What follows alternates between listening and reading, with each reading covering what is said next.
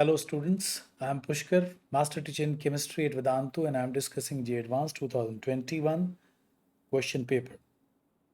Here is a question which is based on colloidal solutions. Pick out the correct statements. The process of precipitating colloidal sol by an electrolyte is called peptidization. It's an incorrect statement because this process is known as coagulation. Precipitation of colloidal sol by electrolyte is called coagulation. Peptidization is just opposite of this process in which we take a precipitate and peptize it and take it into the colloidal solution. So it is peptidization is opposite of coagulation. So of course the option A is the wrong option. Similarly, colloidal solutions freezes at higher temperature than the true solution at the same concentration. This statement is a correct statement because when if compare a true solution with a colloidal solution, so in a true solution, number of particles are more. But in a colloidal solutions, these particles will start making aggregates of particles. So the result will be what? The number of particles become less, and which means what? Delta TF will become less. So if this is delta TF and if this is delta TF dash, so which means delta TF dash is less than delta TF, and which means if if this is the delta TF, this will be the delta TF dash. So naturally, this is the scale in which suppose this is 100 degrees centigrade, suppose this is 97 degrees centigrade, and suppose this is 98 degrees centigrade. So we can say that delta TF dash is less than delta TF. So we can say colloidal solution freezes at higher temperature than the true solution. Okay. So if delta TF is less, of course the freezing point is more because the freezing point is inversely proportional to delta TF. Okay.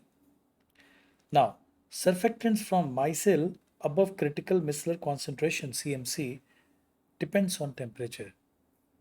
Now, this is a tricky question because you can answer it quickly because you know there is a temperature which is known as Kraft temperature above which only micelle formation take place.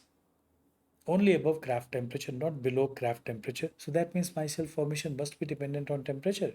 But whether this question is talking about the dependence of surfactants above critical micellar concentration or what is the effect of temperature on the critical micellar concentration, that is beyond the scope of your syllabus.